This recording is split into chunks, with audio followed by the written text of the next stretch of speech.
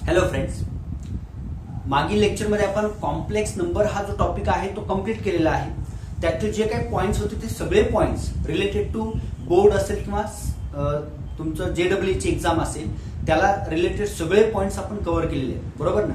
तर लक्षात घ्या, थोडंसं मोठा टॉपिक आहे आणि भरपूर लेक्चर झालेले आहेत त्यावरती. मला वाटतं 35 लेक्चर्स त्यावरती झालेले आहेत, बरोबर ना. तर बघा, तुम्ही ते सगळे लेक्चर्स बघा व्यवस्थित. त्यात काही डाऊट्स असतील तर तुम्ही विचारू शकता.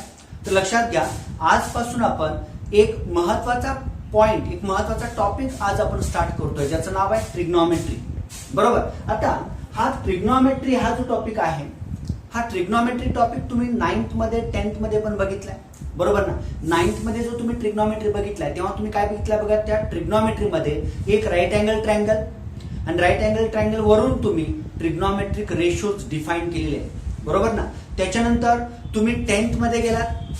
10th मध्ये तुम्ही काय बघितलं बघा, तेच ratios instead of right angle triangle तुम्ही युजिंग द सर्कल, बरोबर. सर्कल म्हणजे कोऑर्डिनेट सिस्टीमच्या साह्यानं तुम्ही ट्रिग्नॉमेट्रिक रेशोज डिफाईन केलेले आहेत, बरोबर. आणि मग त्यानंतर तुम्ही फंडामेंटल आयडेंटिटीज पण बघितल्या, बरोबर. आणि त्याचा यूज करून जर तुम्हाला साइन माहित असेल तर तुम्ही कॉस, टॅन, कॉट, सेक, कोसेक बाकीचे इतर रेशोज फाइंड आउट करू शकताय. म्हणजे ट्रिग्नॉमेट्री मधला एखादा रेशो तुम्हाला माहित असेल तर राहिलेले रेशोज तुम्ही फाइंड आउट करू शकताय.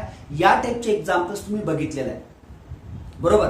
तर मग इथं जे तुम्ही 11th मध्ये जे ट्रिग्नॉमेट्री शिकणार आहे, लक्षात घ्या, जर तुम्ही स्टेट बोर्डचा विचार केला तर स्टेट बोर्डला तुम्हाला हे 3 टॉपिक्स आहेत.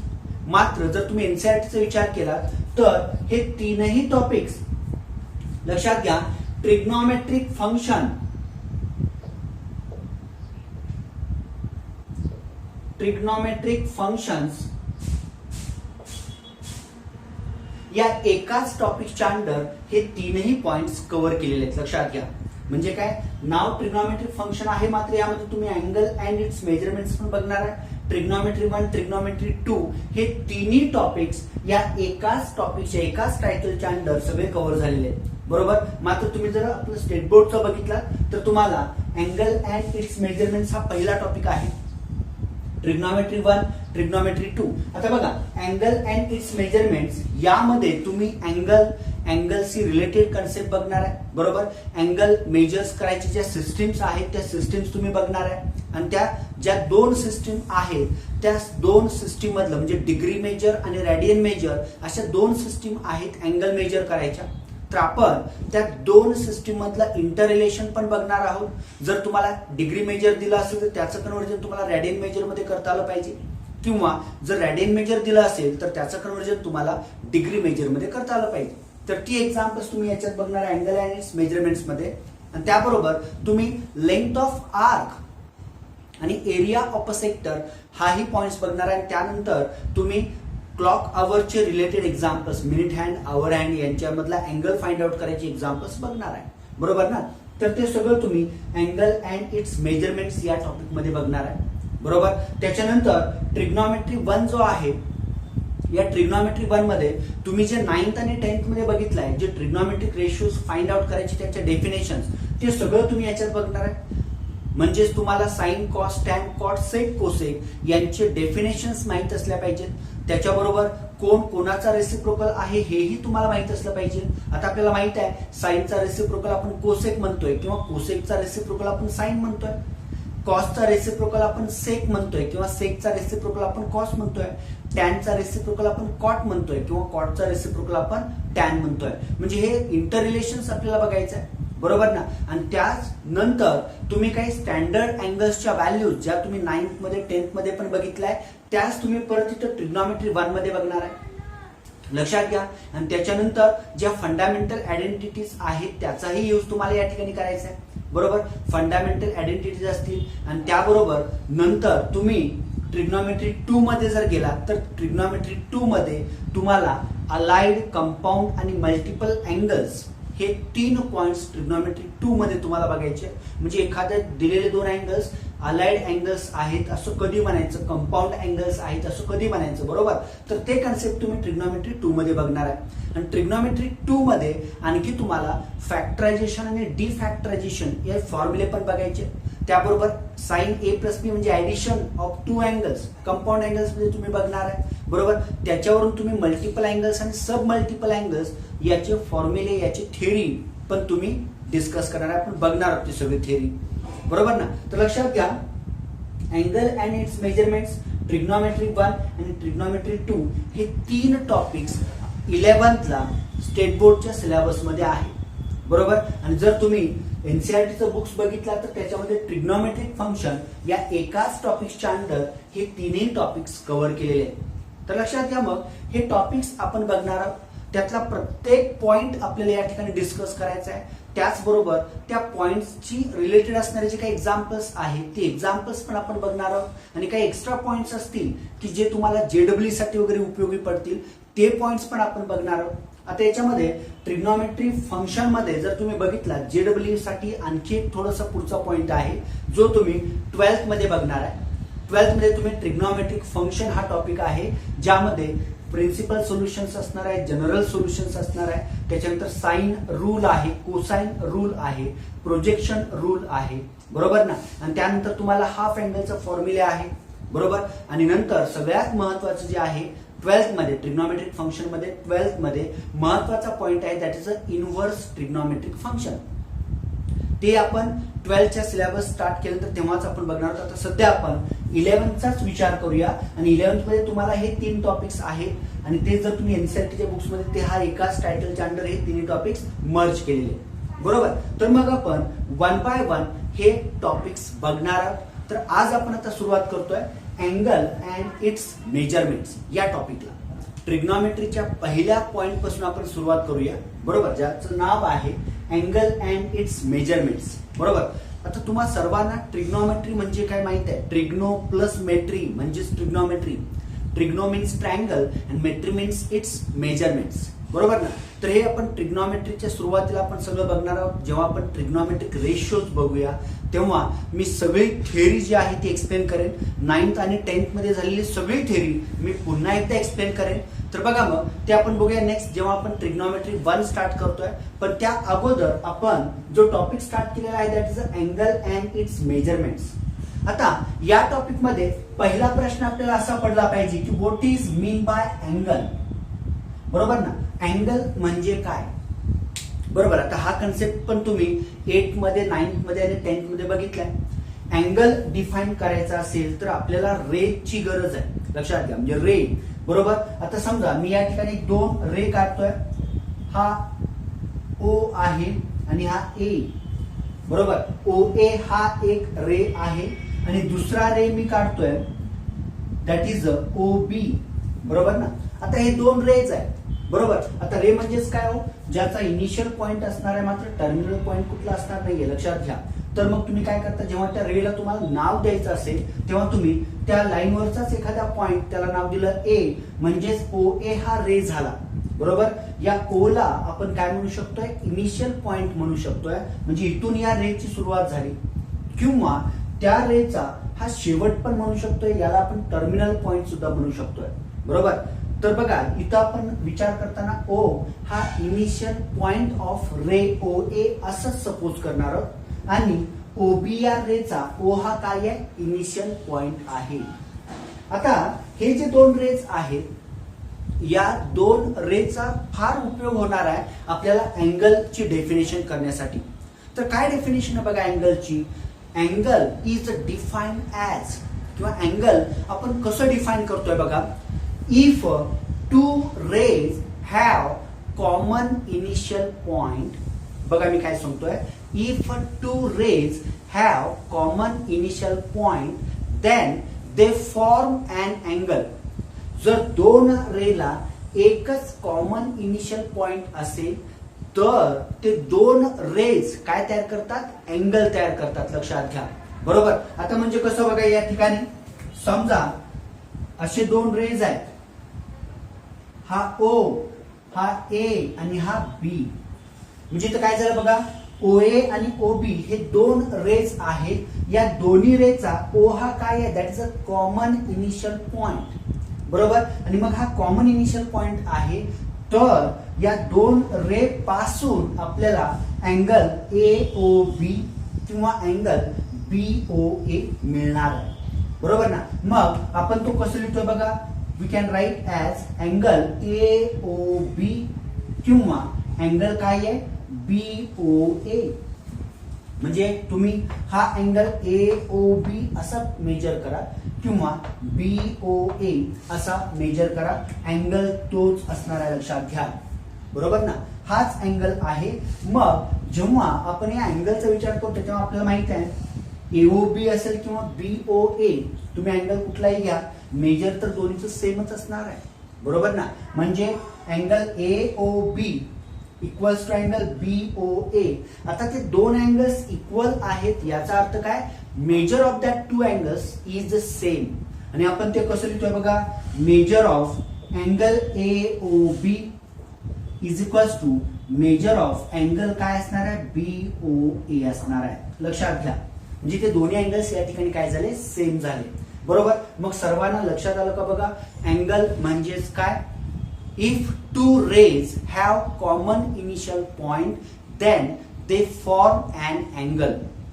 जर दोन रेला एक कॉमन इनिशियल पॉइंट असेल तर त्या दोन रे पासून काय तयार होतं, अँगल तयार होतोय. आता इथं आपण OA OB हे दोन रेज बघितले. समजा instead of that if I take two different rays, समजा इथं OP आणि OQ हे दोन रेज आहेत. आता OP OQ यांचा O हा काय आहे, that is a initial point, common initial point आहे. तर या ठिकाणी काय झालं, मग अँगल POQ किंवा अँगल QOP या ठिकाणी तयार झालेला आहे. आणि आपण तो लिहितोय कसा बघा, angle POQ is equals to angle QOP. बरोबर, तर ही आहे अँगलची बेसिक डेफिनेशन. म्हणजे आपण अँगल दोन रेचा जर कॉमन इनिशियल पॉइंट असेल तर त्यापासून तयार होणाऱ्या फिगरला आपण काय म्हणतोय, अँगल म्हणतोय. आणि तो अँगल तुम्ही AOB म्हणा किंवा BOA म्हणा, चालेल, काही अडचण नाहीये. POQ म्हणा किंवा QOP म्हणा, काहीच अडचण येत नाही. तर याला आपण काय म्हणतोय, अँगल असं म्हणतोय. सर्वांना अँगल लक्षात आलं का बघा. आता मग या अँगल मध्ये थोडंसं आणखी पुढे गेलं तर आपल्या लक्षात येतं की आपण डायरेक्टेड अँगल हा एक कन्सेप्ट बघितलाय. बरोबर, मग प्रश्न पडतो असा की डायरेक्टेड अँगल म्हणजेच काय. आता डायरेक्टेड अँगलच्या सुरुवातीलाच डायरेक्टेड हा शब्दच त्याची सगळी डेफिनेशन सांगतोय. डायरेक्टेड म्हणजेच काय, ज्या अँगलमध्ये डायरेक्शन इज इम्पॉर्टन्स, म्हणजे ज्या अँगलमध्ये डायरेक्शनला महत्व आहे त्या अँगलला आपण काय म्हणतोय, डायरेक्टेड अँगल असं म्हणतोय. आता मग डायरेक्शन म्हणजेच काय असणार आहे, तर डायरेक्टेड अँगल डिफाईन करण्यासाठी तुम्हाला इथं दोन रेचा उपयोग करावा लागतो. आता ते दोन रे कसं बघा, आता मी इथं म्हटलं OB आणि OA हे दोन रेज आहेत. बरोबर, जर मी या OB या रेचं रोटेशन OA कडे नेत असेल, OB टू OA, बरोबर, जर मी जात असेल तर अँगल BOA त्या ठिकाणी तयार झालेला आहे. बरोबर, मग जेव्हा OB टू OA ही जर डायरेक्शन असेल तर या ठिकाणी मी या OB ला इनिशियल रे असं म्हणतोय. काय म्हणतोय आपण, OB ला इनिशियल रे असं म्हणतोय.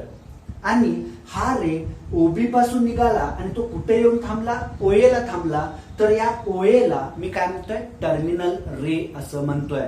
बघा, OB ला आपण काय म्हणतोय, OB इज इनिशियल रे, कारण त्या अँगलची सुरुवात OB पासून झालेली आहे आणि टुवर्ड्स OA म्हणजे OA कडे तो चाललाय. तर या OA पाशी येऊन तो काय झाला, थांबला. तर या OA ला मी काय म्हणतो, that is a terminal ray. What is this, terminal ray. तर लक्षात आलं का बघा, OB म्हणजेच काय आहे, इनिशियल रे आहे आणि OA काय आहे, टर्मिनल रे आहे. मग इनिशियल का, कारण त्या अँगलची सुरुवात तिथून झाली. आणि हा टर्मिनल का, कारण त्या अँगलचा शेवट तिथं झाला, याच्या पुढं तो जाऊ शकणार नाही. आणि मग या ठिकाणी हा जो पोर्शन आहे, हा पोर्शन म्हणजेच अँगल काय म्हणतोय आपण, BOA म्हणतोय. लक्षात घ्या. आता हे जे काय रोटेशन आहे, आपण जर घड्याळाच्या दिशेनं, जर घड्याळाच्या डायरेक्शन जर बघितलं तर this is opposite to the direction of clock. बरोबर ना, म्हणजे क्लॉक मध्ये जे काटे फिरतायत त्याच्या अपोजिट डायरेक्शन मध्ये आहे. बरोबर ना. मग अपोजिट डायरेक्शन मध्ये आहे म्हणजेच आपण या रोटेशनला काय म्हणतोय, दिस इज अँटी क्लॉकवाईज रोटेशन. बरोबर. आणि मग घड्याळाचं जर रोटेशन असेल या दिशेने जर असेल तर that is a clockwise rotation. मी हे का सांगतोय बघा, कारण आपण जेव्हा डायरेक्टेड अँगल्स बघणार आहोत तेव्हा त्या ठिकाणी काही अँगल्स आपल्याला पॉझिटिव्ह मिळणार आहेत तर काही अँगल्स आपल्याला निगेटिव्ह मिळणार आहेत. आता तुम्ही म्हणाल सर अँगल कधी निगेटिव्ह नसतात, बरोबर ना. तर अँगल निगेटिव्ह का असतात नसतात लक्षात घ्या, मी सांगतो तुम्हाला. कारण हे सगळं कशावरती डिपेंड आहे, त्याच्या डायरेक्शन वरती. म्हणजे तो अँटी क्लॉकवाईज मूव्ह होतोय म्हणजे इनिशियल टू टर्मिनल रे का क्लॉकवाईज मूव्ह होतोय इनिशियल टू टर्मिनल रे, त्याच्यावरती तो अँगल पॉझिटिव्ह आहे का तो अँगल निगेटिव्ह आहे हे ठरणार आहे. तर बघा मग डायरेक्टेड अँगल हा जो कन्सेप्ट आहे, जेव्हा तुम्हाला डायरेक्टेड अँगल डोळ्यासमोर येईल तेव्हा तुम्हाला दोन रेज सगळ्यात पहिला आले पाहिजेत. That is one is a initial ray and one is a terminal ray. Initial ray म्हणजेच काय, जिथून त्या अँगलची सुरुवात होते, आणि टर्मिनल रे म्हणजेच काय, जिथं तू जाऊन तो अँगल काय होतोय थांबतोय, त्याला आपण काय म्हणतोय, टर्मिनल रे असं म्हणतोय. बरोबर. तर मग हेच डायरेक्टेड अँगल्सचा कन्सेप्ट आपण मोर डिटेलमध्ये आता बघूया. डायरेक्टेड अँगल म्हणजे आपण कशाला म्हणतो हे तुमच्या लक्षात आलं असेल की ज्या अँगलमध्ये direction is importance, whether that direction is clockwise or that direction is anti clockwise, तर त्या डायरेक्शनला इम्पॉर्टन्स आहे त्या अँगलला आपण काय म्हणतोय, डायरेक्टेड अँगल असं म्हणतोय. बरोबर ना. तर मग मी इथं दोन फिगर्स काढतोय त्यावरून तुमच्या लक्षात येईल.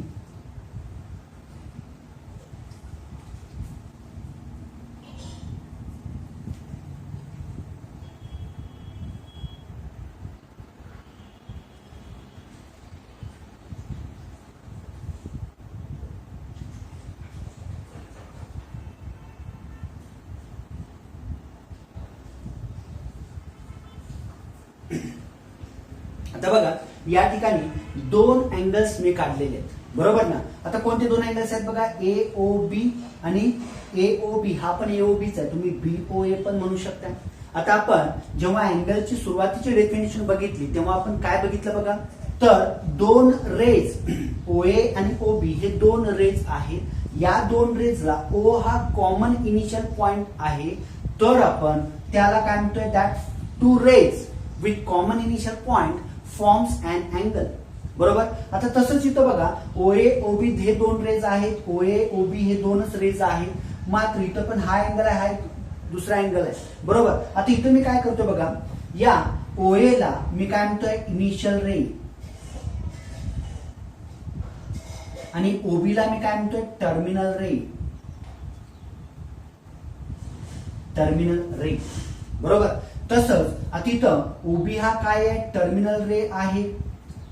बरोबर ना. इथं वरच्या अँगल मध्ये तो OB काय, टर्मिनल आहे. इथं OB हा काय झाला, इनिशियल रे, आणि OA हा काय झाला, दॅट इज अ टर्मिनल रे. बरोबर. आता बघा इथं मी इनिशियल आणि टर्मिनल रे काय ते आपण मगाशी डिस्कस केलेलं आहे. इनिशियल रे म्हणजेच काय, जिथून त्या अँगलची सुरुवात होते, आणि टर्मिनल म्हणजेच काय, जिथं जाऊन तो अँगल थांबतोय. आणि लक्षात घ्या या O ला आपण काय म्हणतोय, vertex of that angle. O ला आपण काय म्हणूया, O is what, this is a vertex. दोन्ही अँगल मध्ये O ला आपण काय म्हणतोय, व्हर्टेक्सच म्हणतोय, लक्षात घ्या. तर मग जर समजा अँगलचं डायरेक्शन या दिशेनं असेल, म्हणजे इनिशियल रे टू टर्मिनल रे असं जर त्याचं डायरेक्शन असेल, लक्षात घ्या, आणि इथं सुद्धा इनिशियल रे टू टर्मिनल रे असं डायरेक्शन असेल.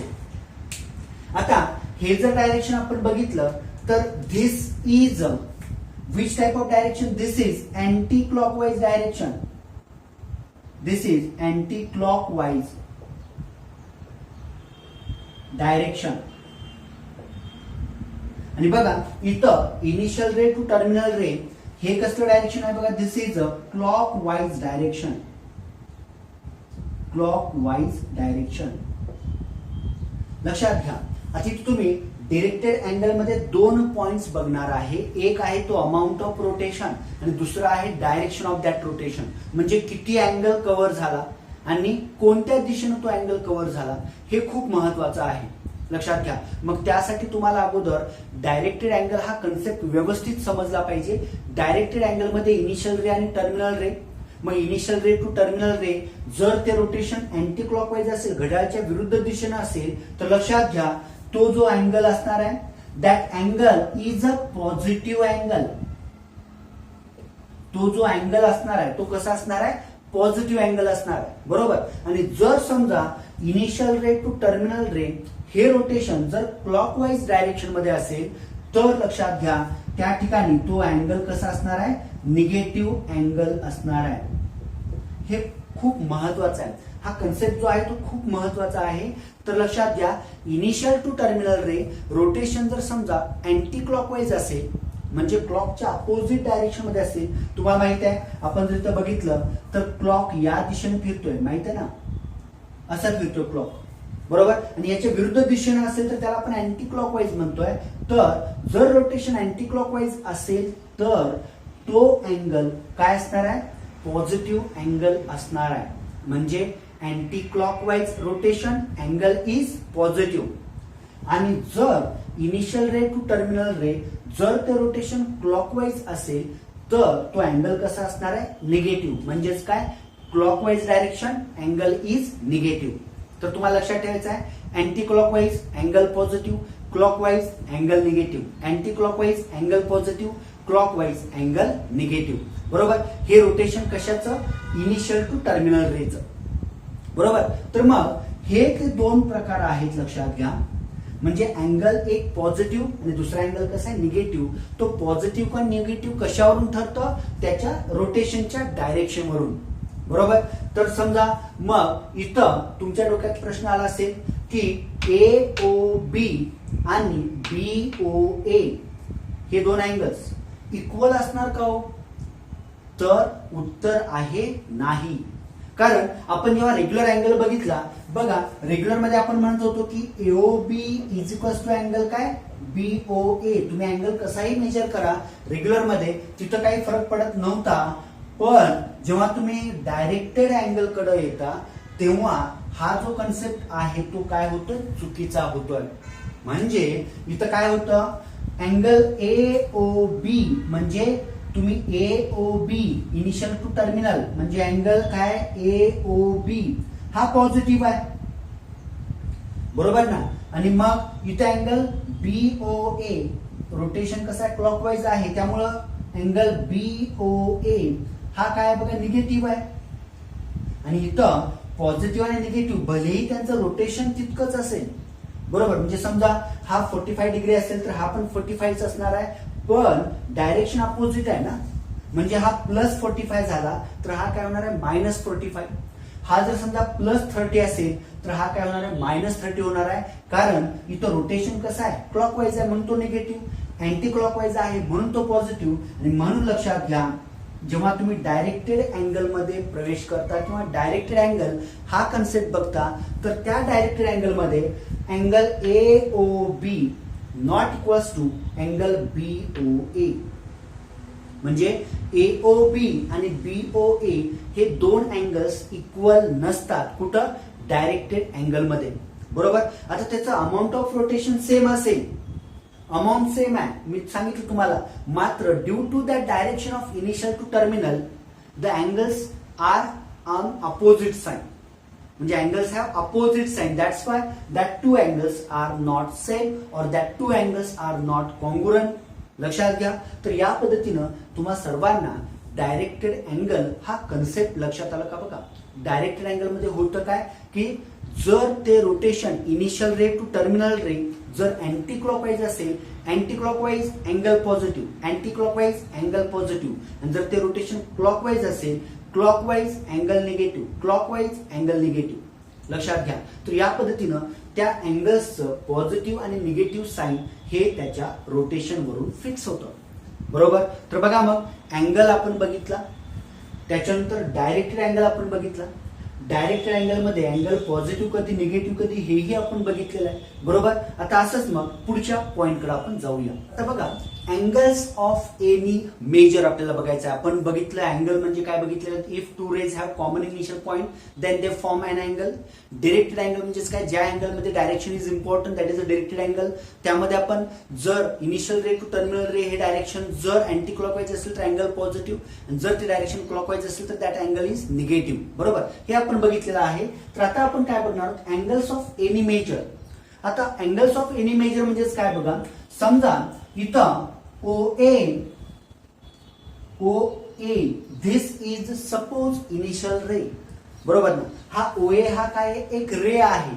बरोबर, आणि मग काय होतं बघा, OA पासून समजा मी काय केलेलं आहे, रोटेशन जे आहे ते अँटी क्लॉकवाईज आणि परत इथं आलो आणि मी कुठं आलो, पुन्हा OA लाच आलेला आहे. म्हणजे एक कंप्लीट रोटेशन कंप्लीट झालं, लक्षात घ्या या ठिकाणी. बरोबर, आणि मग मी इथं परत काय आलं बघा, OB समजतो मी, OB म्हणजे ते काय झालं, एक कंप्लीट रोटेशन या ठिकाणी झालेलं आहे. बरोबर, तर आता हे जर मेजर आपण घ्यायचं म्हटलं तर आपण हे मेजर किती म्हणू शकतो, 360 डिग्री. म्हणजे कसं, OA पासून हा अँगल हा रे असाच परत गेला आणि तो कुठे येऊन थांबला, OA लाच येऊन थांबला असेल तर दिस अँगल, आता हा जो अँगल असणार आहे तो कसा असणार आहे, पॉझिटिव्ह का निगेटिव्ह. तर बघा ना, रोटेशन कसं आहे, अँटी क्लॉकवाईज. बरोबर ना, अँटी क्लॉकवाईज रोटेशन आहे. So therefore this angle must be what, positive. हा अँगल कसा असणार आहे, पॉझिटिव्ह असणार आहे. जर समजा हेच मी तो उलट करतोय, रे OA घेतला आणि जर रोटेशन या पद्धतीने मी जर केलं आणि परत इथे येऊन थांबलो, बरोबर ना, आता इथं काय झालं, हा सुद्धा काय आहे OB. आता इथं सुद्धा काय बघा, हा हे जे कम्प्लीट रोटेशन आहे ते 360 डिग्रीचं आहे, मान्य आहे. पण डायरेक्शन कशी आहे याची, डायरेक्शन जी आहे ती अँटी क्लॉकवाईज आहे. त्यामुळं या अँगलचं मेजर किती आहे, 360 डिग्री आहे. पण जर तुम्ही पुढची डायग्राम बघितला तर बघा, इथं जे डायरेक्शन आहे ते या बाजूने आहे, म्हणजेच काय, क्लॉकवाईज डायरेक्शन आहे. आणि जर क्लॉकवाईज असेल तर हा अँगल कसा असणार आहे, निगेटिव्ह असणार आहे. मग याचं मेजर काय हो, what is the measure of this angle, the measure of this angle is -360 degree. बरोबर ना, एक कंप्लीट रोटेशन तुम्ही कोणत्या डायरेक्शन मध्ये, म्हणजे इनिशियल रे टू टर्मिनल रे तुम्ही कोणत्या डायरेक्शन मध्ये जाताय, वेदर क्लॉकवाईज और anti clockwise, that is very important in directed angles. लक्षात घ्या, जर ते तुमचं रोटेशन जर अँटी क्लॉकवाईज असेल, at that time the major of that angle is positive, and if the rotation is clockwise at that time the major of that angle is negative. लक्षात घ्या, इथं आता दोन्ही अँगल्स एक कंप्लीट रोटेशन्स केलेले आहे, फक्त काय डायरेक्शन अपोजिट आहे. त्यामुळं एक अँगल पॉझिटिव्ह आला तर एक अँगल काय आला, निगेटिव्ह आला. आता हे एक रोटेशनचं झालं. समजा तुम्ही आणखी असं रोटेशन जर घेतला, समजा आणखी इथून पुढे राऊंड केला तर 2 रोटेशन्स आर कम्प्लिटेड. म्हणजे हा अँगल किती होणार आहे, 720, पण तो पॉझिटिव्ह असणार आहे. आणि इथं जर समजा तुम्ही असंच पुढे आणखी रोटेशन कंप्लीट केला तर इथं पण तो अँगल काय असणार आहे, 2 रोटेशन्स कंप्लीट झाले, पण डायरेक्शन कशी आहे, क्लॉकवाईज असल्यामुळं ते किती असणार आहे, दिस इज -720 आणि हे किती असणार आहे, 720 डिग्री. बरोबर ना, हे पण मी डिग्री म्हणतोय. बरोबर ना, तर बघा, एक कंप्लीट रोटेशन इनिशियल रे पासून सुरुवात झाली आणि परत त्याच इनिशियल रे वरती जर येऊन टर्मिनल रे थांबला असेल तर दॅट इज 1 कंप्लीट रोटेशन. बरोबर, आणि जर ते रोटेशन अँटी क्लॉकवाईज असेल, बरोबर, if that rotation is anti clockwise at that time the angle is positive and if the rotation is clockwise then that angle is negative. बरोबर, मग तो किती रोटेशन्स घेतोय, कुठल्या क्वाड्रंट मध्ये थांबतोय, यावरून त्याचं फिक्स ऍक्युरेट मेजर आपण सांगू शकतोय. बरोबर, तर बघा सर्वांना हे लक्षात आलं का, आज आपण अँगल, डायरेक्टेड अँगल आणि अँगल्स ऑफ एनी मेजर्स इथं बघितलेलं आहे. नेक्स्ट लेक्चरला आपण क्वाड्रंटल अँगल आणि त्यानुसार मग पॉझिटिव्ह एखादा अँगल दिला असेल तर तो अँगल तुम्हाला काढता आला पाहिजे, तो अँगल कुठल्या क्वाड्रंट मध्ये आहे हेही सांगता आलं पाहिजे. ही सगळी थेरी आपण नेक्स्ट लेक्चरला बघूया.